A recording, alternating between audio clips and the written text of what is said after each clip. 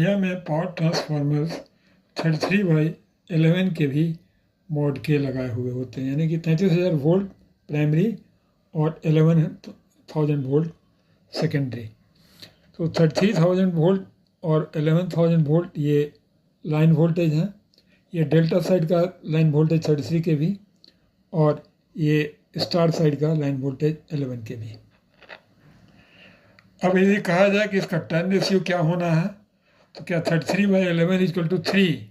नहीं, इसे हम सबसे पहले एक कॉमन प्लेटफॉर्म जैसे 33 के भी कहा है कि इसे हम फेज वोल्टेज के प्लेटफॉर्म पर लाएंगे।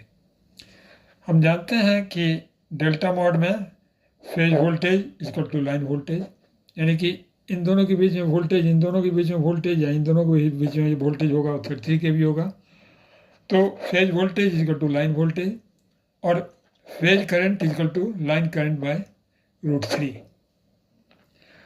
जबकि स्टार मोड में इसका उल्टा होता है, फेज वोल्टेज इज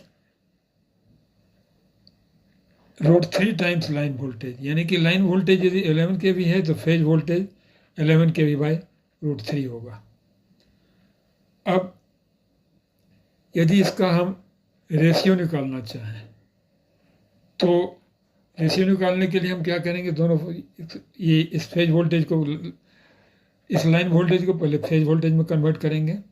तो फेज वोल्टेज हुआ 11 के भी बाय √3। अब टर्न रेशियो इसका क्या हुआ हमको, 33 के भी बाय टर्न रेशियो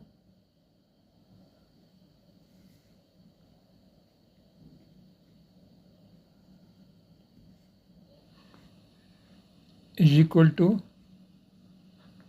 33/11 by √3।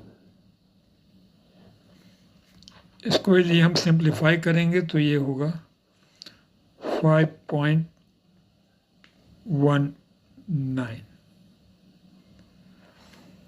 तो टर्न रेशियो इसका प्राइमरी और सेकेंडरी का हुआ 5.19, यानी कि यदि स्टार साइड में एक टर्न है तो डेल्टा साइड में 5.19 टर्न करना होगा, और यदि स्टार साइड में 52 टर्न है तो डेल्टा साइड में 520 टर्न नंबर ऑफ टर्न्स होगा। That's all in this video. Please like, comment and subscribe. Thank you very much.